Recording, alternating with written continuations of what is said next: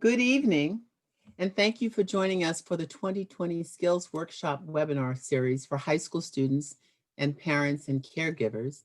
My name is Dr. Joan Reed. I'm President and Chair of the Biomedical Sciences Career Program and Dean for Diversity and Community Partnership at Harvard Medical School.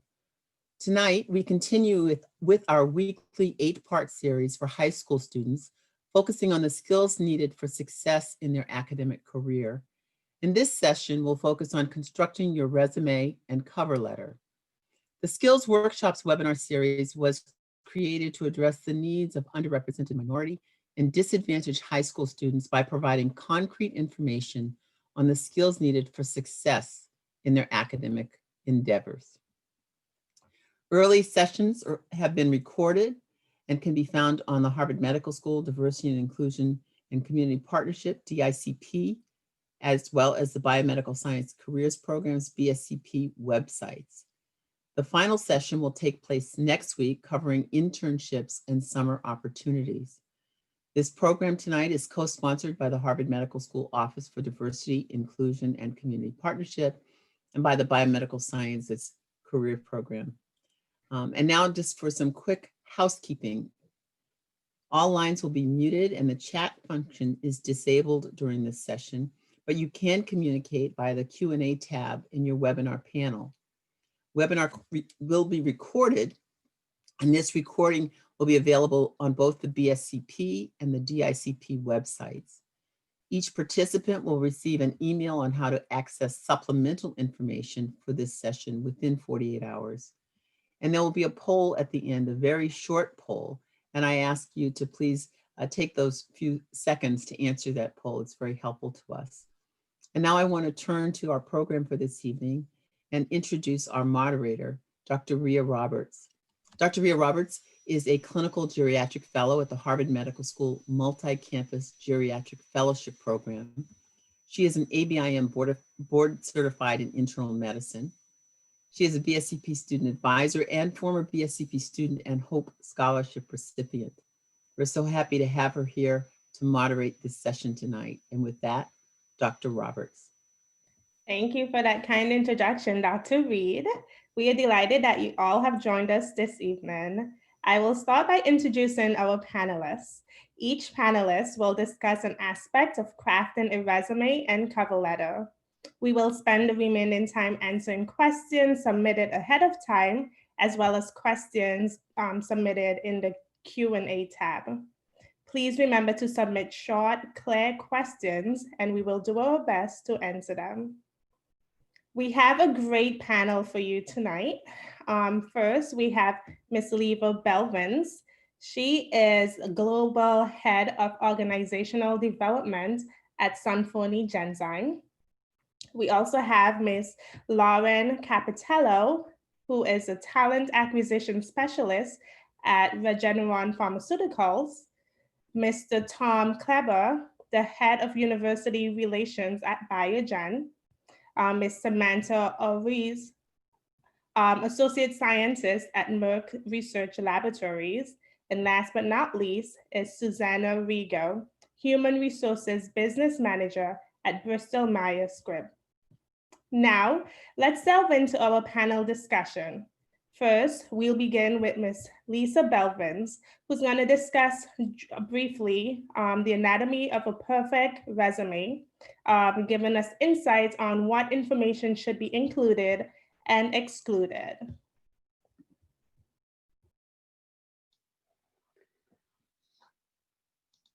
I'm pleased to be with you all tonight. This is a wonderful opportunity. And I've been asked to speak about the anatomy of a perfect resume. So I'm going to take you through a couple of tips of things that are really requirements for a resume and give you some ideas around how you might think about those.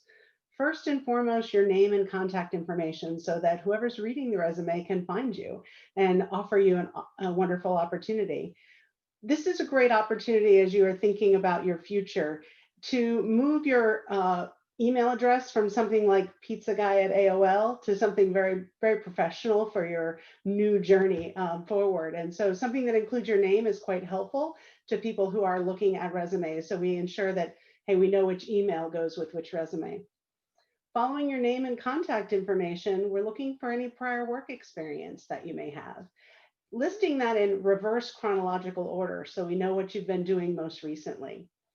Because most of you are in high school, we really think about your whole high school career as the kind of information that we want you to put on the resume. Going back into childhood is probably not necessary for this endeavor. When you're thinking about prior work experience, it's important to list some detailed information about exactly what you were doing. You can put something like, I drove for Uber, which tells us, of course, that you had a job with Uber. But if you actually spend a little more time talking about, I drove with Uber and I drove about 50 people a day and I averaged 4.7 and my star rating, that helps us really understand a little bit more about the quality of work that you did. Following any prior work experience, it's a great opportunity to highlight your education. If you're still in school, put the degree or diploma that you're working towards and put the expected date of your graduation so they know when you will finish that degree course. If you've had courses that you've taken, maybe you're in high school and you've taken some courses at community college, list those on your resume as well. It helps us understand how seriously you're taking your career and how your education and how much work that you're doing towards that. You should put your grade point average on your resume, especially when you're looking for some of these first opportunities, whether it be with college or your first job in the real world. It helps us, again, understand the level to which you were achieving in your career. Following your education is a great opportunity to list any skills and specialized certifications that you may have. Perhaps in summer jobs, you were a lifeguard and you got a lifeguard certification. Perhaps you're scuba certified. Perhaps you have a CPR certification. These are all things that help anyone reading your resume understand the kinds of activities that you've engaged in. And certifications always tell us that you're successful at putting your mind to something and actually achieving it. At the end of your resume is a great opportunity to list any additional experience that you may have. Colleges, first jobs, internship opportunities, all of us are interested in the well-rounded part of who you are. The education is critically important, but we want to know more about who you are and what you do when you're not at work or at school. And so this is where you can list things that might be honors or awards that you've received. Perhaps there's leadership positions in clubs or organizations, or even just membership in clubs or organizations is a great thing to list. If you've been involved in any volunteer work, it's an excellent place to list that kind of work and what you did and what organization you supported. In addition to what's really helpful on the resume, there's some tips about things that are not so helpful on your resume. So first of all, I think really being concise. Getting your resume onto one page and no more than 2 is exceptionally important. Being really concise in your word choices and ensuring that your bulleted information on your resume is really sharp and to the point, using active words whenever you can. Leave off those detailed paragraphs. You'll lose the reader sometimes, so bulleted items are really good as opposed to detailed paragraphs of information. And lastly, the bane of our existence is typos or misspellings on your resume. It is so easy to get help in reviewing your resume, in looking for those typos, looking for those misspellings, and even using Microsoft Word or other word processing tools that can do some of that searching for you. And really ensure that you're taking the opportunity to make sure that this reflects the professionalism and seriousness that you're bringing to your search. Another thing that I'll advise you before I turn it back over to the next person is oftentimes when we write our resumes, we may be a little reticent to talk about ourselves in the most positive way. So really take an opportunity to work with people that you trust, who can help give you some of those great words about how they see you. So if you've got a boss that you've worked with for a while, ask them what they see as your strengths and look for ways to weave that in. And make sure that you're speaking about yourself in the most positive way. And that will surely catch the eye of people who are looking for folks, both for internships or for college acceptance or other opportunities. I'll turn it back over to you, Rhea. Awesome. Thank you so much, Lisa. So I really hope that you paid attention about all those great tips that Lisa just shared with us. Next, we're going to ask Lauren to tell us about how personal is too personal. So how personal should your resume be? How much information is just too much? Thanks, Lauren.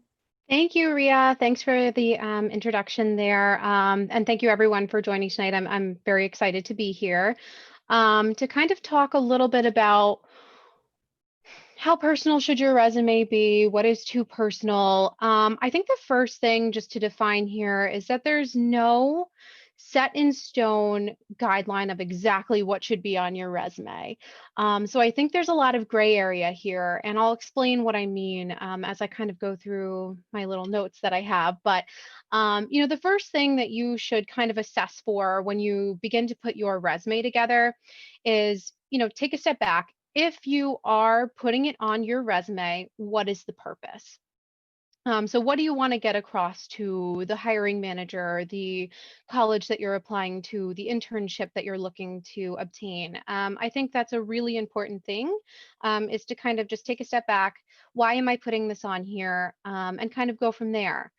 But to start with the how personal should I be? I think that the main thing is your resume should be a high level explanation of you and a detailed explanation of your skills and experience, really highlighting the skills that pertain to the, position, college, internship that you're applying to.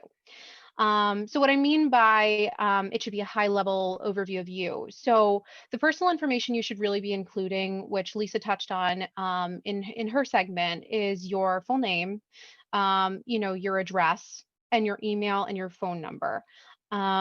That's really the only information that you need at the top of your resume. Lisa also touched on a little bit about the honors and achievements, that you can put at the bottom of your resume. I think that's all really applicable, especially if it, is related to, again, the role or what it is you're applying to.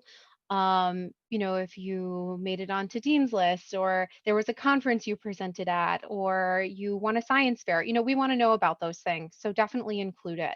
As well as volunteer work can also go at the bottom of your resume, and just any organizations that you're a part of. I think that's all important in highlighting, who you are, without going too personal into some of the other details. And to kind of touch on the too personal category, so, leaving out your age, date of birth, race, gender, sexual orientation, religious beliefs, political affiliations, and marital status. None of that is pertinent to you, getting a position or getting into, a school or program, whatever it might be, and can open the door for, discrimination and bias to creep in. So I would definitely suggest leaving, those off, as well as pictures, of yourself that's not needed on the resume. For hobbies, that's kind of another gray area. So I think if you have a hobby that is applicable to what it is you are applying to, it could definitely be relevant. If you are applying to maybe a video game store and you're really interested in coding and you took a coding class and you want to get your, feet wet in the position in the field, writing, the coding course that you took, very applicable. Writing that you played 60 hours of Fortnite last week, not so applicable. So I think the hobbies really depend on, exactly what it is you're looking to apply for. So again, gray area there, but if you think it will help for the situation, definitely put it. So for the GPA, so again, that's kind of gray area. I think for college applications, transcripts are going to be needed. So they'll have your GPA from high school. For internships, some places do like to see it. I think if you are confident in your GPA and you think that it is going to help, definitely put it. If the application specifically and explicitly asks for the GPA, put it. If you think it could hinder your application, don't put it. Again, it is not 100% required to be on the resume. So I think it's a matter of preference there. And then lastly, I guess just, references from previous employers or your teachers or someone who can, kind of speak to your experience. If a company or school is going to ask for references, they'll definitely, reach out about that separately. If not, it kind of takes up that space. And as Lisa was mentioning, a page to 2 pages is definitely, ideal. So I think that, if they need them, they'll just ask. No need to include it.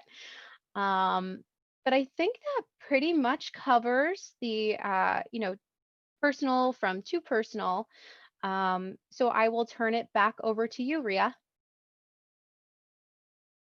Awesome. Thank you so much, Lauren. So I really hope that you guys are taking notes of these very good tips that Lauren and Lisa just taught us about. And now I'm gonna talk to Tom, who's gonna answer whether or not a resume should be universal or whether or not it can be easily adaptable to serve different purposes. Yeah, thank you, Rhea. And it's a great question. So I'm excited to unpack it and talk about it a little bit more. And thank you everyone for joining tonight. I'm really appreciative to be here. So the question is, do you need to have multiple versions of your resume, or is one version of your resume going to work? I think generally, I'd say there are parts of your resume that you're likely going to want to adjust depending on what you're applying for, and parts of your resume that will most likely stay consistent across all versions of your resume. But in either case, you definitely don't need to be doing a full tear down and rewrite of your resume for every single job or position that you're applying for, right? Something that's really important when you're writing a resume is the formatting of that resume. I would argue that it is equally as important as the actual content of the resume, right? And so if you're able to have a resume that's well formatted, that's going to enable you to kind of go in and make the necessary tweaks or adjustments that you feel might be appropriate depending on the specifics of the position that you're looking for. So as Lisa and Laura mentioned, there will be specific sections on your resume that will include things like education, experience, volunteer work, extracurriculars, technical skill sets, etc. And some of those sections will stay consistent. Things like your education and your experience will remain, but the content that goes within those sections will likely vary a bit depending, again, on the specifics of what you're applying for. Something I've seen people do is to actually have multiple versions of their resume, but not writing a unique one for each specific position. So maybe they'll have one version that's like, Tom Kleber marketing resume, and that's not what I'd title it when I would apply, because then it'll be obvious that that's not like my actual resume. It's the one that I've tailored for this job, but it's what I'd call it on my own computer, so I know which one's which. And then I'd have a Tom Kleber customer service resume, Tom Kleber sales resume. And so depending on the jobs you're applying for, you've got a couple of versions that are like locked and loaded and ready to go, which will make your life a little bit easier. If you find that, that perfect fit job that you really want to tailor really well for, or if you're struggling to come up with multiple versions of your resume, the other piece of advice I would give is to, really dig into the job descriptions that you're finding. And, plagiarism is bad, but you can look there for some inspiration for the types of language that you may want to be using in your resume, right? So if you're finding, common words, common phrases, common, requirements or responsibilities, if you actually have that experience, you can reference it in like the professionally appropriate way that you're seeing on these job descriptions. And then that's really going to stand out because the language is similar based on what they're looking for and kind of what's on your resume. The other thing that I'll mention is the summary and personal statement section that's on a resume. And I would say generally, like, the jury is out on whether or not you should write one on your resume or not. I think it probably depends too on if you're writing a cover letter or not. But as Lisa mentioned, you want to get your resume down to a page or 2 pages at most. And that means real estate is precious on your resume. So if you do decide that you want to add a summary or a personal statement, maybe if your resume is coming in less than 1 page and you need to like fill it out so that it looks complete, then put one in there.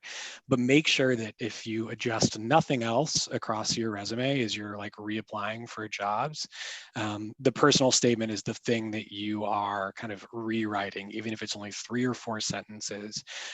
If you're using something that's general, it's going to come across as, very, very vague.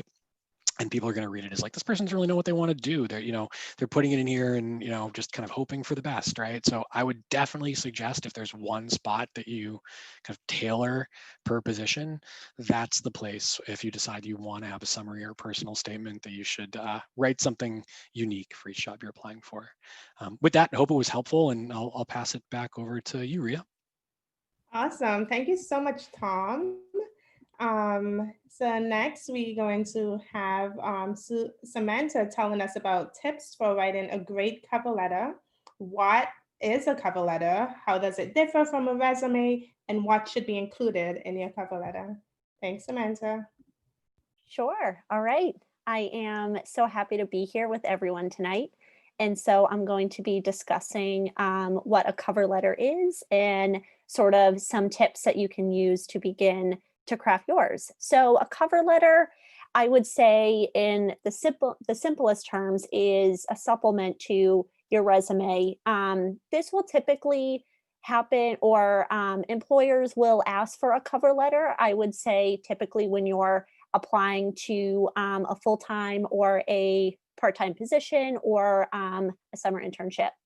And so what this is, I think, is sort of your opportunity to go into further detail or sort of showcase some of your skills to some of the experiences that you that you had listed on your resume. So here are just some general tips I have. So first, like the resume, try to keep it to 1 page. An employer will want to use it as a supplement to the resume. So you don't want to have them flipping between pages or having to flip back and forth. And do your research on the company that you're applying to. So look who the hiring manager is. Did they volunteer at the same organization that you did? If they did, then use that opportunity to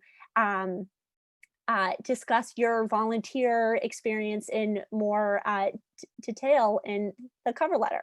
So, and then I would say, so when I'm interviewing candidates for my group at Merck, we don't see the cover letter. So really kind of cater that to the hiring manager, to the company that you're applying for, because that's where you'll be able to make the greatest impact. Definitely personalize it to the company that you are applying to. So what I like to do when I'm doing my cover letters is I make sure that the top left header has the hiring manager's name, the company name, of course, and then the address of the company. What else? Oh, so include quantitative language. So say if you took on a fundraising project, by how much percentage did you increase attendance to the event? Or by how much percentage did you increase sales of the t-shirts from years prior? And then I would say take personalizing one step further. So this is really your opportunity to talk up your extracurricular experiences that you listed on the resume. So while try not to use the same language in your resume, but you definitely want to sort of expand on those extracurricular experiences that you may only list in, say, like a bulleted form. So if you went on a mission trip with your church and you maybe learned some interesting skills, or you met some really interesting folks that on paper may not seem to apply specifically to the job, then this is your opportunity to talk about it. And again, talk up your projects. I think this is a really easy area to sort of tie in your collaboration skills, your project management skills, sort of interdisciplinary project skills too. And then another tip would be really take the time to craft it and then leave time to send it out to family, friends, your guidance counselors, any other trusted career coach. I mean, I think when I was crafting mine for my job currently, I think I went through it with my mom probably like 10 times just to really get the wording right. So really take the time to send it out to others, to really get the language right, to really workshop it. And then my final tip would be just to keep it simple. You know, I don't think you need to do any crazy like formatting or margins. Again, hiring managers really just want to look at that one page. So if they see something interesting on your resume and they perhaps want to get a little bit more context, then they would look to that one page cover letter to see if you had say expanded upon what they wanted to learn more about. And with that, I will toss it back to Rhea. Thank you so much for joining us. Awesome. Thank you, Samantha. So far we've heard how to build a resume, how to build a cover letter, and what we should or should not include in a resume and cover letter. So now we're going to go to Susanna, who's going to tell us how we're going to stand out as an applicant. So what exactly are employers looking for in a resume and cover letter? Hi, everyone. Thanks so much for joining us. I'm happy to be here with everyone tonight. So how do you stand out as an applicant? So your resume is how you stand out and put your best foot forward on paper. I mean, nowadays, the majority of the time, you're submitting your profile electronically. So this is your first impression to the school or the employer that you're applying for. So they don't know who you are as a person, so they're judging you essentially by what you put on this paper. So just as it's been said before, make sure who you are and articulate it in the best of your ability, and demonstrate all that you've done, been a part of, and what you can bring to the table if you were to join this particular company or school. In the case of if you're applying for college, showcase your leadership abilities. You know, if you were a captain of a team or secretary of a club, something like that, you should mention it. And then essentially, you know, when employers and schools are looking at resumes, they're looking at it for a reason. So to either staff a position or to identify if you'd be a good fit for the school. So it's just really important to highlight that and why they should choose you. So if you have any experience in what you're applying for, note it.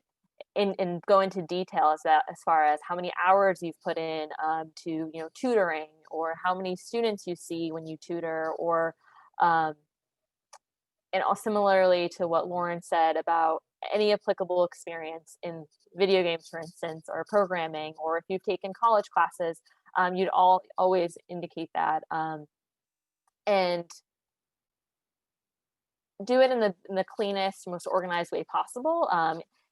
Not more is not necessarily the best way to kind of stand out. You know, employers don't necessarily want to see bright colors and pictures and graphics.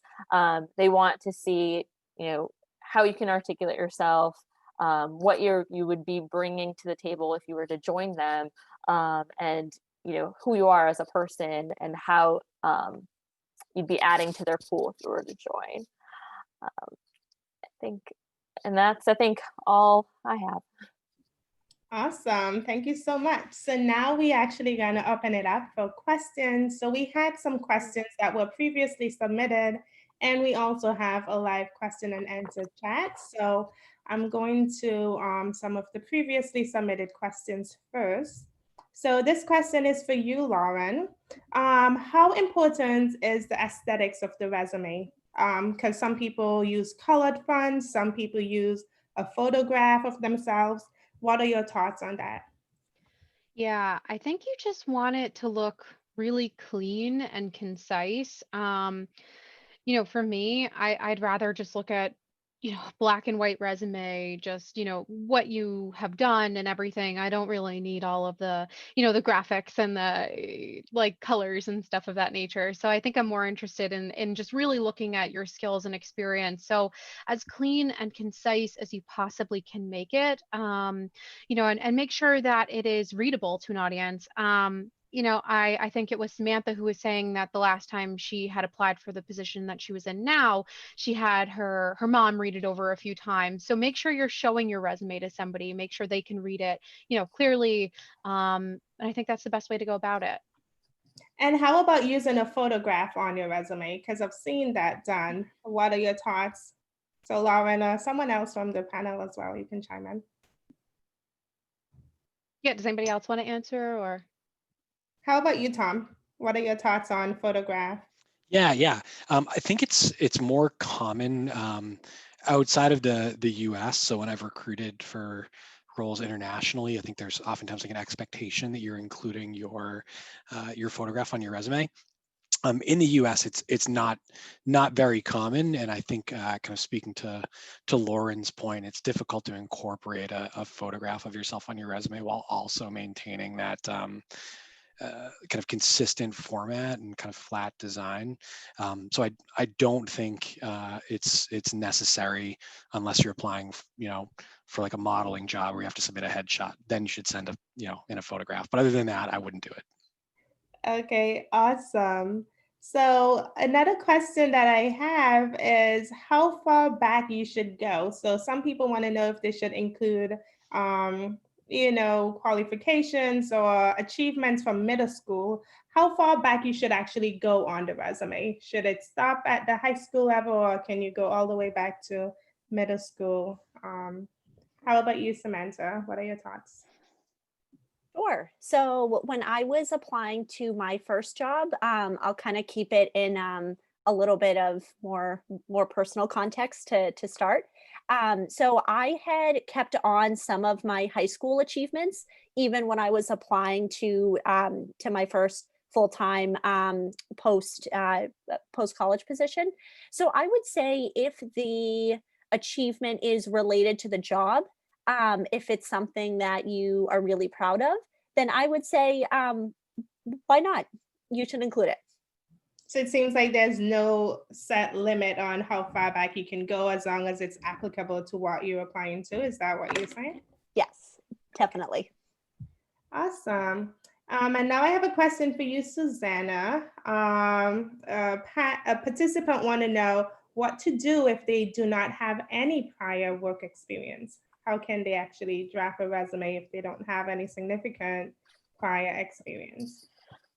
So if you don't have any prior work experience, I would try to kind of highlight as much as you can the experience that you do have. So any clubs or groups that you were a part of, any volunteer experiences, just to kind of showcase you as a person, and so that you're not submitting a blank page. And then as you obviously acquire work experience, then so maybe some more of that other stuff would start shrinking a little bit, and you'd highlight more of the work experience. But in the meantime, definitely highlight the other parts of you and what you'd be bringing to the organization or school. Yeah, I totally agree. And even adding like leadership experiences also will make you stand out. So someone else wants to know like how many references should be included when you're applying to a job. So should there be a cap on how many references they actually place? How about you, Lisa? What are your thoughts on that? Sure. So I think references are great. I would recommend having 3 to 5 references sort of in your pocket. And when I say in your pocket, I would definitely have a conversation with the people you'd like to be a reference for you and make sure that you're asking them and that they understand when you've extended their name so that they don't get that surprise call. You want to think about, if there are different things that you're doing. If you're applying to college, then they're probably going to want to hear from any of your teachers or instructors, they could be great references for you. If you're applying for a job, past managers could be great choices. So really thinking about building your list of references that are across different areas. You know, even if you don't have work experience and you've been in a club or activity, was there an advisor to that club or activity who could speak on your behalf? So having a varied group, having all your own family members as your references is not advised. This is really an opportunity to reach out to neighbors, to friends, and to people who have seen you in your school or work or club environment, and list those out. I would really look for 3 to 5 to start. And then if there's a particular place you're going and you need to create some more variety, you could add to that list. My last point would be, don't just send those in unless they make a request for them, okay? So wait until they've asked, hey, we'd like some references. And that way you can really select based on your engagement with the college or university or internship program, which ones are going to be the best to showcase what you would like them to hear. So don't just offer that up as part of your resume. Hold that back a little bit and wait till they make the formal request, and then you can provide that information. That's good to know, because I've seen resume where people actually put the references on the resume straight up. So it seems like that's advised against. So just hold back the references until you ask. Okay, great tips. Thank you. So I know we had a previous question about if there was no job in the past. Now we have a question about whether or not they had a previous job, but it's not related to the job they're applying to. Should that job be included even though it has no bearing on the current position that they're applying to? So what is your take on this, Lauren? Yeah, so I think it's still really important. The reason why I think you should include it is, the skills that you acquired while in the job. So for instance, say you're applying to something within the lab, but you haven't had a lab position before, but they're looking for somebody who's accountable, and maybe, in the lab you have to order some reagents or something from an external lab.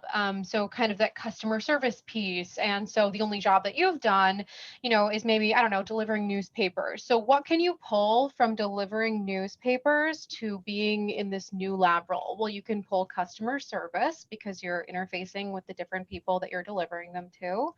You can pull, accountability to see that they've actually gotten their newspaper. And then you could also, even pull like time management and planning, because, well, what's my route going to be for the day?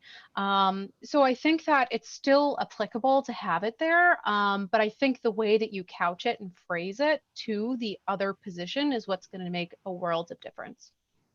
So are you saying that maybe they can put a sentence or two about gained, team management skills and stuff like that, so that people know that this job can actually, they learn skills that can be applicable to the current position they're applying to? Oh, completely. I think that saying like, time management, had to map out the, houses I was going to go to first and what would be the most efficient way and stuff of that nature. Yeah, I definitely think it's applicable. Awesome. So some people want to know, how long should they wait to hear back from an employee? So let's say you applied for this job, you submitted your resume.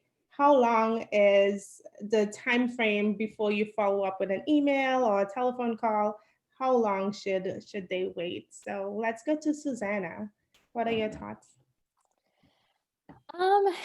So that one's tricky because a lot of times you're submitting into kind of like a black hole and you don't necessarily have a contact information for someone to reach out to.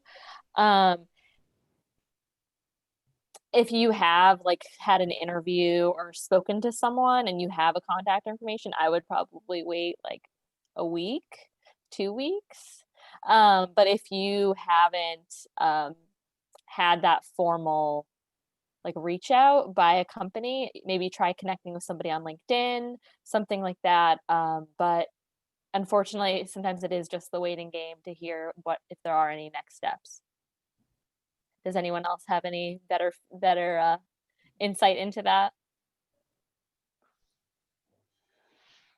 I think that was right, Susanna. I think it's a little bit of where are you in your journey with that particular organization. So if you're applying and there's an application date for something, let's say you're applying for a scholarship program or an internship, and there's a particular date by which they want your application in, then maybe a week to 2 weeks following that date would be what I would look at. If you've had the engagement, Susanna is exactly echoed what I would tell you. If you've met with somebody already, a week to maybe 2 weeks is an appropriate time frame. If you're applying to college and it's out there somewhere, I think that you absolutely should think more than saying, where are you with my resume? Perhaps there's a follow-up that says, I just want to reiterate how very interested I am in being part of your program, or coming to your university, or working in this internship, and just sending a note, maybe again, that kind of week is sort of magic, a week to 10 days to say, I just really want you to know that I'm interested. And you can do that in a really respectful and crisp way. So I guess a follow-up question that just came to my mind is, suppose you did reach out and you still haven't heard back. Is it okay to send a second email? Or if you do, how long should that take? What are your thoughts on that? So I guess, Tom, do you want to help us answer that one? Yeah, I think sending a follow-up email isn't a bad idea, right? You apply, you reach out, after a certain amount of time. If you don't hear back, you reach out again, and then if you don't hear back again, that's probably it, and time to move on to the next one. For one reason or another, they're clearly, maybe they've identified a finalist for the position already, but are leaving it posted. Perhaps, it's just not a great match right now. But I do think multiple outreaches is okay at a max of 2. Just make sure that they're appropriately spaced apart. Like if you're sending, 2 messages in a 48-hour time span, you don't want to be that person, and that's actually probably going to hurt your candidacy if you're coming across like overly aggressive, right? So be polite, give a polite amount of time, and reach out a couple of times. And if you don't hear back, don't get discouraged. Just keep trying elsewhere. Okay, awesome. Yes, because I guess it's a very thin line where you want to show interest and appearing too desperate, I guess. Yeah. So someone wants to know, what are some good active words to use on your resume? I guess how to show, like good active words, like words that really stand out to you guys who are reading resumes. Any thoughts on that? Samantha? I am trying to find my resume in my documents right now to try to see if I can pull up some good action words, because I do have them. I'm just not sure if I'm going to be able to. Oh, wait, here we go. All right.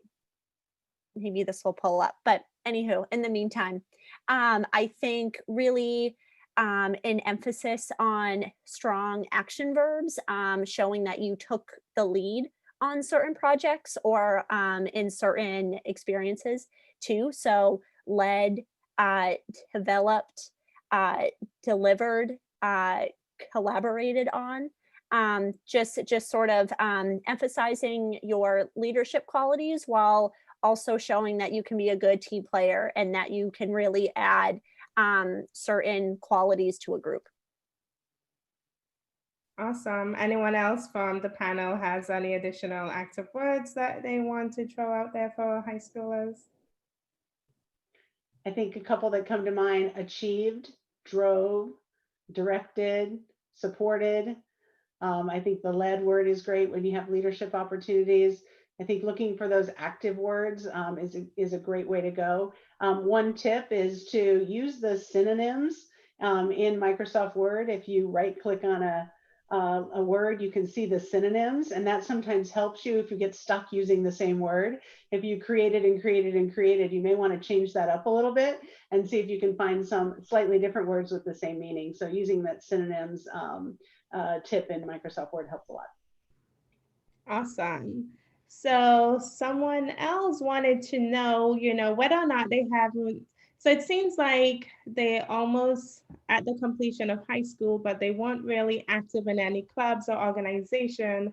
So they want to know if it's mandatory, like is this highly recommended that they do become involved in activities, or is it okay if you do not have any organizations or activities on your resume? What are your thoughts, Susanna? Is it okay if they don't have any, active leadership skills or like leadership involvement and just work experiences, or should they become involved in different clubs or organizations so that they can stand out more?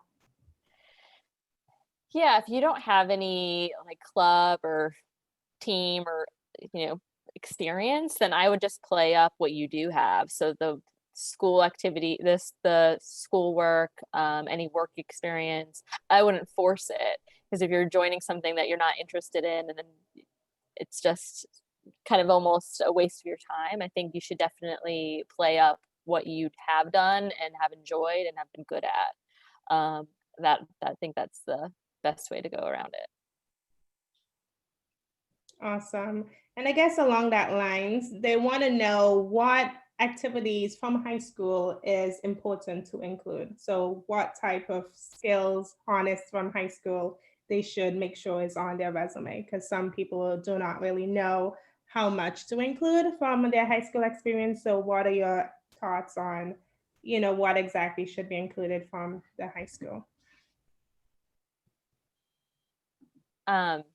So I guess it depends on what you're applying for, right? So if you're applying for college, I think, that's all applicable if you were on like a club, if you were, team captain of a sport, or you were in the National Honor Society, things like that. That would definitely be applicable. I think as you get further along, if you're applying for like your first job post college, some of those things might not be as applicable. So it definitely, in my opinion, has to do with where you are.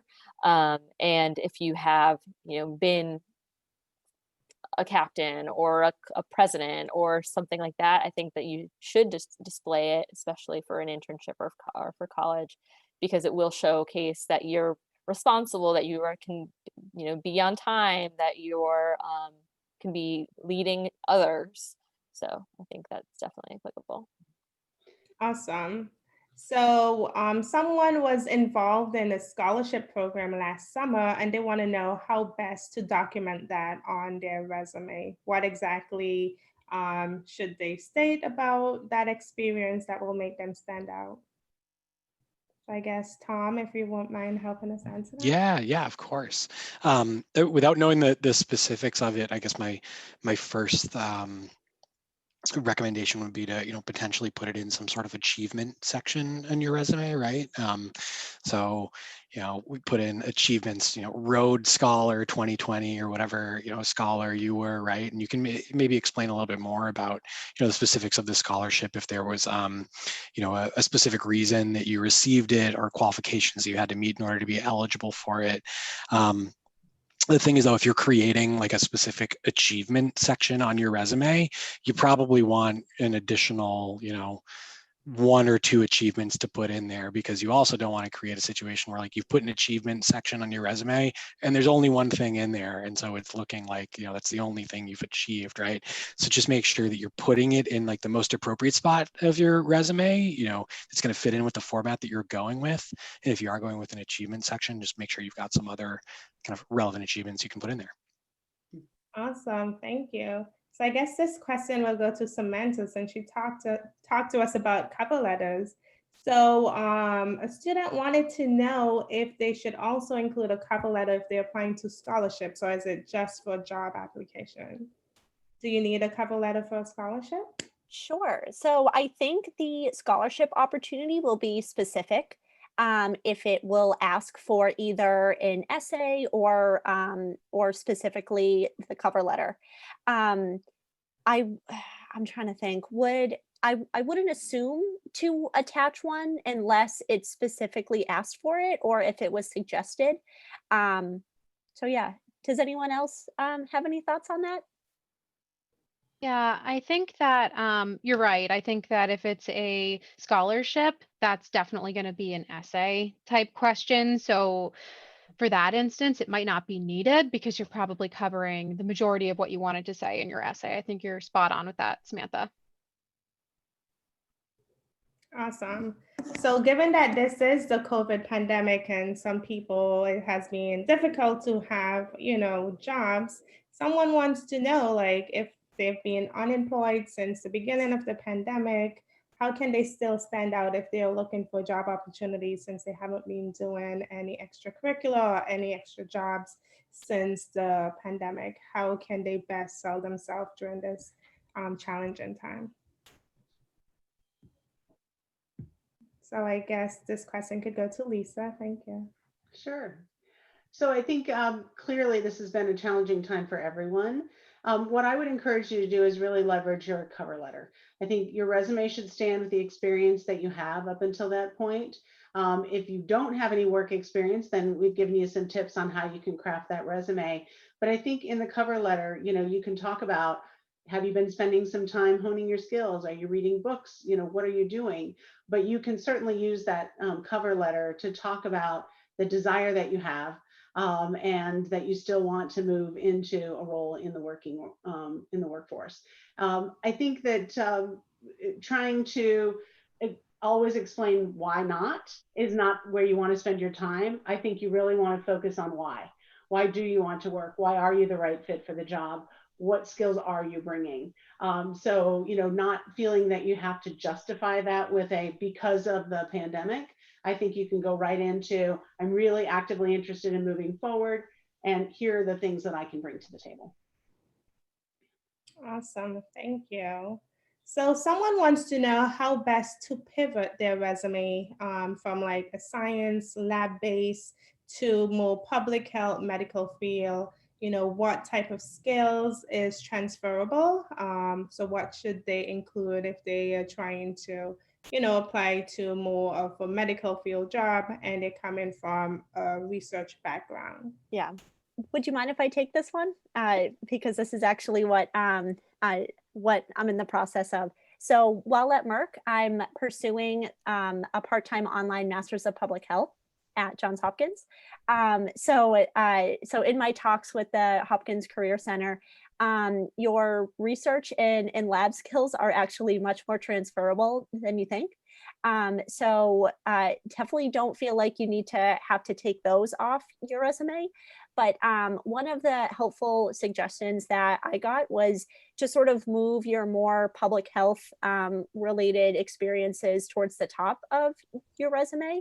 And you can sort of restructure it so that it highlights any sort of volunteering that you've done with more public health organizations or that sort of thing.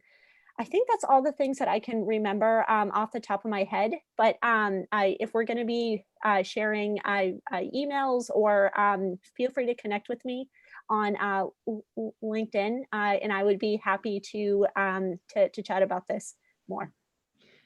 I'll jump in too and say I think that's a great opportunity for a personal statement. And Tom's right, the jury's out on whether a personal statement is a must-have or not.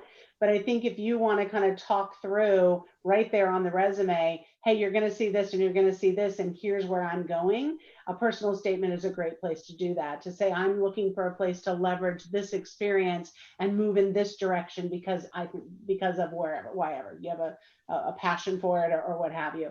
But I think that could be a super opportunity for a personal statement on your resume. Awesome. Thank you both. So another student wanted to know if it's the GPA, the personal story, that is the most that will give them more stand out during their resume. What exactly is the most, like, the aspect of the resume that stand out to employees the best?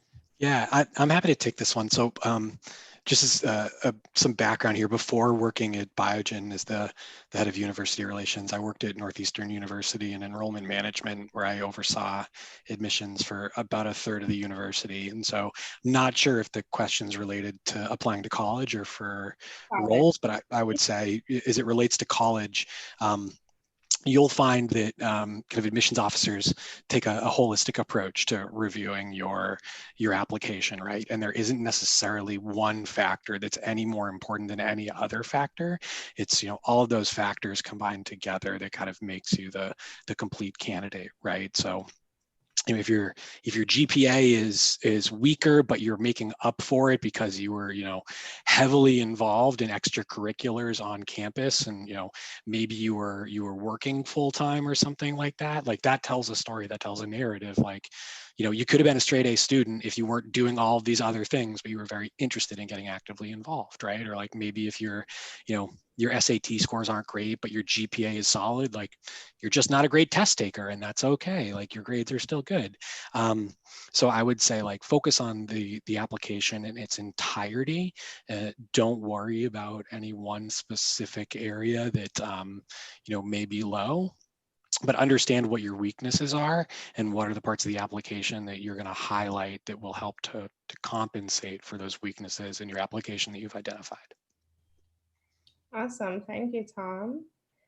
So someone wants to know, suppose they forgot the exact date of the experience. Is it okay to just put the year or just the month and the year? What is acceptable if they cannot remember the exact date of a particular experience? As I got older, I like, at first I started the exact date, and then I went month and year, and now I think I'm old enough where I just do years at this point. I'd say month and year is like very okay. You know, if you're early in your career and you have limited experiences, you know, that are like months at a time, you probably want to put month and year. It's, I think when you get more senior, that just year is appropriate, but you have to worry about the specific date would be my answer. So I guess I'll also ask you this question, Tom, since you also did some admission work. They want to know whether or not they should put a weighted GPA or unweighted GPA. Which one should be included? Yeah, read the application closely because it may tell you if they want the weighted GPA or not the weighted GPA. If it doesn't, I would put the better one. Okay. Okay, so definitely put the GPA that sells yourself the best. Yeah. Okay, that makes sense. And someone also wanted to know, like, if there are significant gaps in between different experiences, how can they explain those gaps appropriately on their resume? So I have a Mind if I- perspective on this, but go ahead, Lauren. Go ahead. No, go ahead. I'll follow I up on was what you gonna say. I wouldn't work on the resume to try and explain the gaps. I think part of the goal of a resume is to get them to talk to you. And then in that conversation, you can have that dialogue. That's what I would say, is don't try to explain it on the resume. Otherwise, there's no reason for them to pick up the phone and call and talk to you. You've told them everything, and they can decide from that, do they want you or not? Leave a little mystery. It's always good to be able to tell the story in person. I don't know, Lauren, if you had other advice beyond that. Oh no, Lisa, you completely just covered it. That's exactly my thoughts on that as well. Awesome. Thank you, guys. So how about, what are your thoughts on reaching out to particular employers on LinkedIn? So is it okay to reach out to people that from the company on LinkedIn if you are in the application pool? Is that tabooed upon, or is it okay to reach out ahead of time? I mean, So- I think I've received a couple messages on LinkedIn from candidates that were applying to positions at my Merck site. The first time it happened, I was like, oh wow, this is a new way to reach out to employees at the employer that you're applying to. I would say go for it. I didn't see anything wrong with it. I thought that it was really creative. It kind of gave me the sense that they were very interested in the in Merck and in the position that they were applying for, enough to actually find someone through the network to be able to reach out to me. So yeah, I would say do it. I'd say especially if you're in the application, like interviewing process, so past the application process. So if you are being scheduled for a, on-site interview, or now in our times, a Zoom interview, do your due diligence, look up the people that you're going to be speaking with. If they have some papers that they recently published, you're going to want to know that before going into the interview. So yeah, completely agree. Okay, awesome. Thank you, guys. The next question is, what if someone do not ask you for a resume? Is it okay to still just forward a resume even though it was not asked? If it's just an application that you filled out and didn't specifically ask for a resume, do you still go ahead and give them a resume? Why or why not?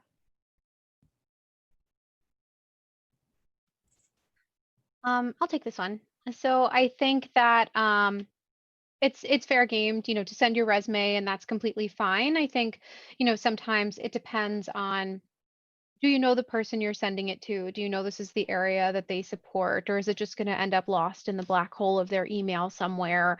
I think it's important not to send, if you're in engineering and you see a recruiter from, I'll just say Regeneron because that's where I work, but from Regeneron, and you just send them their email, or your resume, but actually they support commercial or something completely, unrelated. I think that that's where it could get lost. But if you look into it and you send your resume, there is the chance that the person will also forward it to the appropriate recruiter or hiring manager or whoever involved in the hiring process. But yeah. Awesome. So I guess this question will go out to all of you. What are some things that you have personally seen on resume that made you automatically blacklist that person or blacklist that applicant? That's a question that someone wants to know. So I guess I can start with you, Tom, and then. Yeah. I don't think I've seen anything that's like so offensive that I like blacklisted a candidate based on their resume, but there are definitely like things that that people will do that like won't draw me in. And like I don't mean to harp on this, but like formatting is so important. Like if your resume isn't formatted correctly or well, and it's not easy to get find the information that I'm looking for, I'm moving on to the next applicant. Like if I have to dig for it, there's I have other resumes to get through, right? So just like make sure your resume is formatted in a way that is easy to review and as complete as possible. It's obvious when people like use their LinkedIn profile and hit export to PDF and use that as their resume when they upload it. And like I get it, LinkedIn is the new resume, but you still need to write a real resume, because just exporting your LinkedIn profile comes down to like 8 pages. It's not formatted well. It's kind of lazy. So take the time, put something together that you're proud of, and that's what's gonna draw me in. Along that line, Tom, because someone just typed this question, what type of format do you recommend for a resume? Is there a specific format? Is there specific fonts and font size? What exactly should these high school students be using to make sure that they have the correct format? Yeah, it's a great question. I don't think that there's any one specific format that is going to work for everybody, but I do think there are a couple of like, basic rules that you should follow. So, 11 to 12 point font, if you're trying really hard to get it down to one page, don't make it like 9 or 10 point font. It's like everything's filled out there.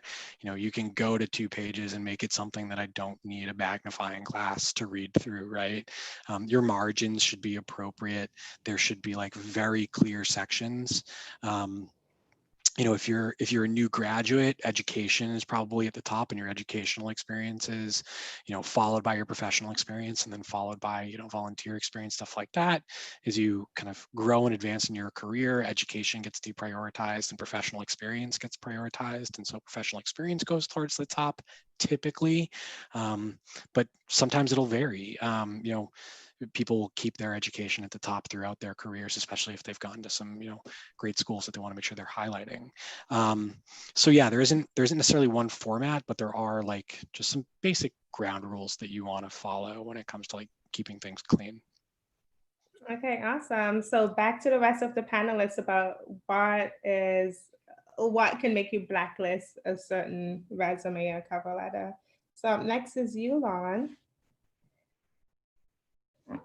Yeah, so I don't think I've ever blacklisted somebody off of just looking at their resume. I think that things that can be perceived as a little bit quirky, maybe including that you've read 200 books this year in quarantine, or maybe saying that you are the #1 Harry Potter fan, or I don't know, just something that is completely, not relevant to the position or the school that you're applying to. So again, I think that goes back to censoring your resume when you first put it together. Take a second. Why am I putting this here? But I don't think I've ever blacklisted somebody off of, knowing that they're, a Harry Potter fan or anything of that nature, just as an example. But yeah. Awesome. How about you, Susanna? I echo what Lauren and Tom have said. I've never blacklisted anyone by their resume, but there's definitely things that you're like, okay, next. Like the formatting, plenty of typos, where it just like looks like a mess. Like I said before, like your resume and your application is your first impression to a school or organization. So if that's how you want to present yourself, then that's not great. And it showcases who you are as what you would be as a student or as an employee or as an intern, if you kind of submit something that's incomplete and kind of messy. Oh, they can be a sloppy genius. I'm joking. Okay, how about you, Lisa? And I'm not coming off mute now. I think everything's really already been said. For me, it's not about blacklisting. I don't think that's ever anything that we've done, but I think it's much easier to deprioritize a resume if it's difficult to read or if there's significant typos. Of course, vulgarity has no place on a resume. Even if you were a backup singer and the song that you wrote is, leave it off. So let's make sure that we're being really professional and appropriate.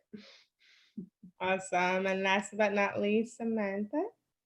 Sure. Yeah, I would definitely say that I have not blacklisted anyone for their resume, but I would say like resumes with a bunch of different fonts and font sizes and the formatting can really turn me and my other colleagues off. So I would, I would just try to keep it one font size, one font color, font type. I would say when you're explaining work experiences or project experiences, sometimes less is more. So maybe try to keep it to like a 2 or 3 bulleted list underneath the heading. I think again that can just go towards the general sentiment of keeping it clean and keeping it simple. Awesome. So someone wanted to know if it's possible to come off as too arrogant on, I guess, a resume or cover letter, and even during the interview process. So what are some red flags for you guys, I guess, that shows that this person might be a little bit too ambitious? So I guess I can go to Lisa first. So I think over familiarity in a cover letter and name dropping are things that I don't find particularly flattering. But I think that this is the opportunity for you to talk about yourself in the most positive light. And, those of us who interview, I expect that I'm going to hear your positive perspective of yourself. And I'm not evaluating your ability to be humble. I'm evaluating your ability to fulfill the needs of my job. So make sure that you are reflecting those positive characteristics, but that if the question comes and there's an opportunity for you to talk about the things that maybe you need some development or where you have weaknesses, that you have those ready to talk about as well, and that you have some ownership of the things that you're still working on as a human being. I think that balance is really important in an interview, and it should come through on your resume as well. Awesome. And what are your thoughts, Tom, especially, with these high school students, approaching college admissions and stuff like that as well? Is there anything that they should be cognizant of to make sure that they don't come off too arrogant on their resume, cover letter, interviews?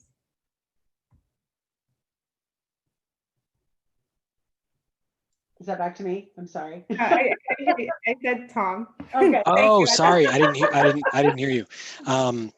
Yeah, no, I think the cover letter is like the place where it's like most obvious if you're being arrogant or too familiar, or if in your admissions essay or personal statement that you're writing for an application, if you're applying to school, like obviously you want to be sharing that you're eager to learn and enthusiastic, instead of like coming across and acting like you know everything, right?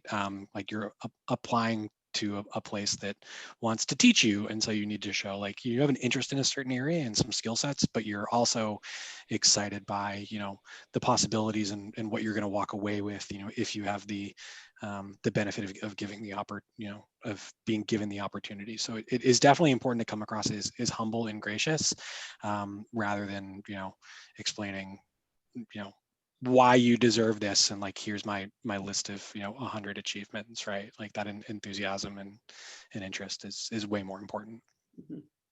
Awesome. So someone wanted to know if it's okay for them to reach out to the employer to ask if they're looking for something in particular on the resume. So should they ask the employer upfront if there's something in particular that they wanted on the resume? I don't think so. Sorry, I don't. I think it's going to come across as like pretty obvious, right? If you're reaching out to the person reviewing your resume, like what should be on my resume, and then you put what they told you on their resume, it's going to be like, okay, is this real, or do you just put this on here because I told you to, right? You're better off reading through the job description and trying to align it that way, and potentially having people proofread it. I mean, there are other ways to get to that information as well without asking it so explicitly, right? So if you're able to get in contact with somebody on that team, or even if it's the hiring manager, and asking them to tell you, tell me about the job, tell me about the skills that you're looking for, what is the technologies that you use, what's the day-to-day look like, you can get some of the information that you need that you can then like translate into your resume. But just coming right out and being super blunt with like what should be on my resume so I get an interview is going to come across as pretty obvious and probably not going to work. I agree. So someone else wanted to know whether or not they should include a little summary paragraph on their resume at the beginning. Is that something that you guys have typically seen? And if so, why or why not? I think that goes back to Tom's point and Lisa's point from earlier. I think it's a matter of preference, and I think I mean, yes, we've seen it, and I think it depends how you write it and what's in the paragraph. And I mean, some people will say they prefer it so that they have a little summary, but also I think that a lot of that can be taken care of in the cover letter. So I'd probably just say leave it to the cover letter. I think it's a little bit neater looking. And as you grow, within your career, that'll probably be the first thing that gets removed from your, priority list of what should be on your resume. So yeah, I'd say keep it in the cover letter. Awesome. So someone wanted to know if an objective should be placed on a resume. So should you have a category for objective? I think that's similar to the summary. I would be curious to know what the difference is between the two. But to Lauren's point, it belongs in the cover letter. I would say for the most part, it is personal preference. If you are going to write one, there needs to be a reason why you're writing one, right? So if there is a specific situation that you want to express that is not easy to like come across in the resume. So for example, if you took a couple of years off to raise your family and like you're looking to get back into the workforce, that's a great spot to put in the objective. Stay-at-home mom looking to re-enter the workforce with the experience in XYZ. That's going to tell the story that's not necessarily in your resume, where it just looks like, oh, this person hasn't been working for 5 years. I wonder what's been going on. Like, oh, I see it in the summary, right? Or similarly, if you're looking to make a pivot into a new career opportunity, maybe it's recent graduate of this program looking to pivot into this industry doing XYZ, right? So if you're gonna have one, it needs to serve a purpose. You shouldn't just have one to have one. Awesome, thank you. So they wanted to also know if they should include small minimum wage jobs or summer jobs, or should that just be left out completely? How important is it to include every little detail of your life? What should or should not be included? So I think it depends a lot on how much other work experience you have. If you have some good work experience, then maybe you can leave those summer jobs off unless they're specifically applicable to the job that you're taking and show a history. But if you're not there with a number of, work experience kinds of things, these summer exposures show us that you have had work experience and that you are, looking to in between your schooling to to build your business acumen. So I think it really is dependent on the particular situation. Yeah, I would just like to hop in and say, if you're applying to college, absolutely.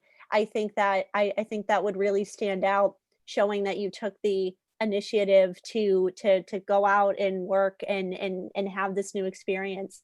If you're applying to jobs post grad, maybe not, but I think applying to college would be a great way to showcase that experience, those new skills learned. Awesome. Thank you, guys. So I guess this is kind of going a little bit into like interview, but they wanted to know when is an appropriate time to ask or inquire about salary. Is that something like when is appropriate? I think from the first, like if you were reached out to by a recruiter and you have that initial call, I think in most cases, the recruiter is going to ask you, have you thought of a salary range?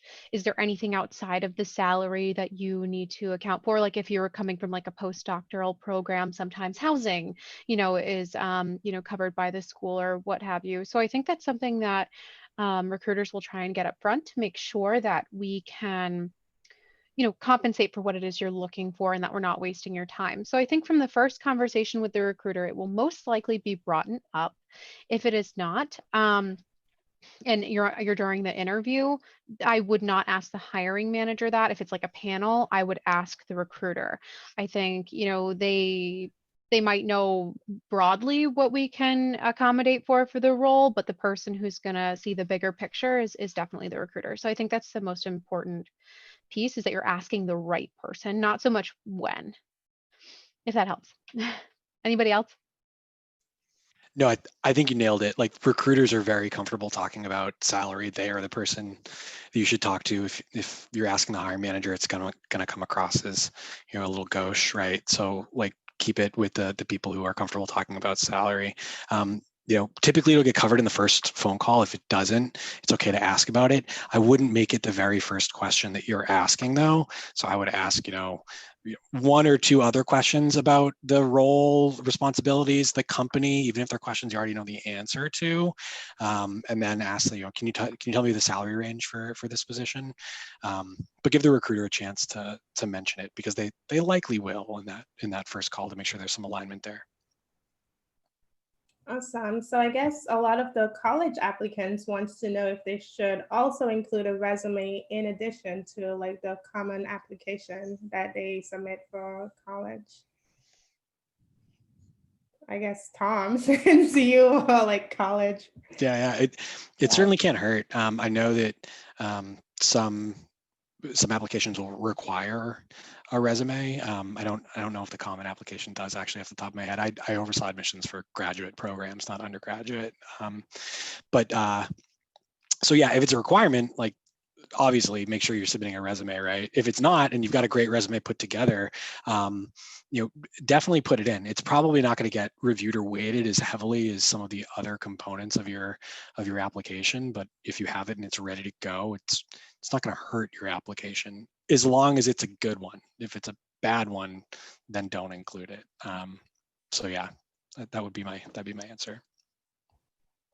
Awesome, thank you. So I guess some people also wanted to know like what are some great tips for selling who you are? How can your personality shine through on your resume, cover letter, and in case they do have an interview, how best to sell yourself? How can you actually showcase your personality? Sure, I'll take this one. So I think by highlighting those project experiences, extracurricular activities, any and all job, it doesn't have to be, this big internship experience. I mean, again, even just showcasing that minimum wage job is great. And I think from a cover letter perspective, I think you can really kind of play up any special experiences you had while on that project team or during that summer job. I think you can really use that space to not be informal, but you can kind of use it and you can kind of tailor your language to that specific experience. Awesome, thank you. And I guess we kind of answered this previously, but someone else wanted to know, should what you put on your resume be relevant only to the position you're applying to, even if it's the same kind of program? So I'm guessing what they're trying to say, whether or not you should only improve like prior opportunities, prior experiences that is relevant to the position you're applying for, or is it okay to just include general previous jobs or previous leadership opportunities? So I think your resume is your resume. And what we're talking about when we're saying highlighting certain things is saying, look, if we're a vet tech in the summer and you're applying for a business job, what you want to do is pull out from that vet tech experience, what were the business pieces of that job, so that the business person sees your business mind. Whereas if you're a vet tech and you're going to go into a veterinary medicine program, then you want to highlight the animal care and the animal engagement part of it. So it's not taking things off your resume, it's saying highlighting how that particular role applies to the job that you're applying for. But your resume should absolutely be a chronological review of what you've done. And it should be, as Tom, I think, said, it should be kind of static, right? There's some things that are going to be there all the time. And then you're going to tweak some of these things that are going to showcase different elements that match the job, bringing out different pieces and the way that you handle them so that they more closely align with the job or the role or the internship that you're applying for. Awesome. And these two questions are similar in the regards that they're trying to find out more about applying to medical school. So they wanted to know if the criteria for medical school is the same, or whether or not you should really focus more on experiences such as leadership positions, rather than just like previous jobs if you're trying to go into the medical field. So, well, I guess I can answer this since, since I'm actually in medicine. So I feel like medical school application, they definitely want to know that you're familiarized with what you're getting into. So we like to see that you've had previous experiences, whether or not it's a volunteer experience in a hospital or whether or not you've worked with a physician in the past, having some type of experience that they know that you understand what it takes to be a physician is definitely important and will make you shine out. And also just having general leadership skills, because most of the time physicians are in positions of authority, so they want to know that you are a good leader. So even talking about leadership roles that you had at high school, at college, can also make you shine, can also make your application shine on for the interview process as well. So I guess since we are coming close on time, I'm just figuring out what last question to ask really quickly.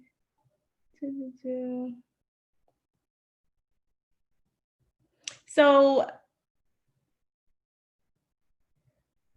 someone wanted to know what kind of experience should one emphasize in cover letter, especially if they're particularly a graduate, a PhD graduate, or if they're interested in jobs in the biomedical field.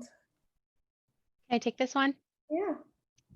So I think if you are graduating from your PhD, you want to highlight your project that you did your, last 4, 5, however many years it took to complete, your PhD. I think that that's really important. I think highlighting the skills that you developed, inside and outside the lab. So if you're looking to apply to like a postdoctoral program or go right into industry and, the position, you're looking for something in oncology and, they require work with mice. So in vivo and in vitro and flow, cytometry and stuff of that nature, you're going to want to highlight what you did, throughout your program, who you worked with, kind of the collaborations between different labs and stuff of that nature.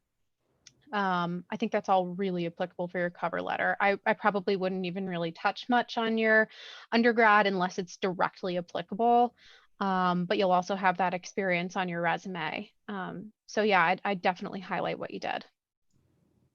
If the question was about grad school or PhD programs and like your cover letter or your problem of practice or personal statement, I would definitely talk about of your career and academic goals, like what you're hoping to accomplish, what you want the outcome of the program to be, so what you're hoping to learn, and how any applicable experiences that you do have are going to make you kind of a better student in the classroom. Like what's the perspective that you're going to bring that you can contribute to like group learnings, right? So make sure you're covering all of those things. I would say for doctoral programs, I did work on a couple. We liked essays that were more academic in nature, right? So like for professional masters, it's like focused more on your career, but for PhD programs, the focus is much more on research. And so, really liked people who were able to write problems of practice that, were professional with a reference page and like were cited and showed that they had that kind of research ability. So make sure that your content is appropriate for the level that you're applying for as well, if it was about school. Awesome. So since we're coming very close on time, I wanted to go around and just like ask all of the panelists, like if they have any other suggestions on what students should be doing, especially given the pandemic. Is there any suggestions for things they should become involved with during this COVID pandemic that they can highlight on their resume as well? Yeah, I'd say a couple things. Like, don't get discouraged. It's definitely a tough market out there right now. The more paper on the street, the higher likelihood you're going to have of getting a call back. And if you don't hear back, just keep trying. Like, don't get discouraged. Look for industries that seem to be protected as well, right? So know what industries have been impacted by the pandemic and which ones are protected. The other thing that I'll add is if you are getting rejected from a job, don't send a nasty gram back. Like, it may just seem like it's getting sent to like a no reply where it's like not actually going anywhere out of frustration. But I actually see those when people send back letters. It'll be like, you'll be sorry, or this is the worst mistake you've ever made. And that I will put notes in candidates' profiles being like, here's what the person responded back to, and that way other recruiters will see it if you're applying for other jobs. So stay professional out there. Awesome. And I actually wanted to clarify one thing. Is there a difference between a resume and a CV? And if so, what exactly is that difference? If someone could briefly touch on that, that would be awesome as well. I feel like I've been doing a lot of talking. I'll go again. Yeah, CVs are like much more academic than resumes, right? Resumes are like more professional in nature. CVs will typically be a lot longer than a resume and will reference, all of your publications, academic research that you've done. They're much more academic in nature. So I would say generally that's the difference. Resumes are professional, CVs are more academic, to oversimplify. Awesome. And I think I'm going to change the final question. I just want to leave it up to you guys to, give us any final thoughts or tips on resume, cover letter, or if there's any websites or additional resources that you want to highlight to, the participants. That would be awesome. Sure. For resumes, I would say when in doubt, just throw it on there. I mean, the worst case is that it doesn't really seem applicable, but at the end of the day, I think that's kind of relative to everyone. So if it doesn't really seem applicable to you, it actually may seem applicable to your employer. So yeah, good luck out there. I'll go next. Oh, go ahead. I guess my final words of advice would be to be thoughtful before you submit your resume. Read it over and over again, and then have someone else read it over and over again, just to make sure that something might make sense to you, but it doesn't make sense to anybody else. So I think it's really important to get a second pair of eyes on it before you upload and hit submit. Awesome. Well, thank you guys so much. And just a brief reminder to all of the participants that this session is recorded and it will be posted on the BSCP and DICP websites. And each participant will receive an email about how to access the supplemental information within 48 hours. And I just wanted to give a thank you to all of our speakers today. Ms. Lisa Belvins, Lauren Capitello, Tom Kleber, Samantha Owaz, and Susanna Rigo. And to all of the participants for joining us today, as well as Dr. Joan Reed and BSCP staff. Thank you again for joining us. And Holly also just placed a poll. So if you can answer the question on the poll, that will also be very greatly appreciated. And thanks, everyone. Have a great night. So after you answer the questions on the poll, you're free to leave. Thank you again for joining us. Thank you so much, Rhea, for hosting. This was a lovely event. You're welcome. Thank you. Take care. Yeah. Bye-bye. Thank you, everyone. Thanks, everyone. Bye. Thank you.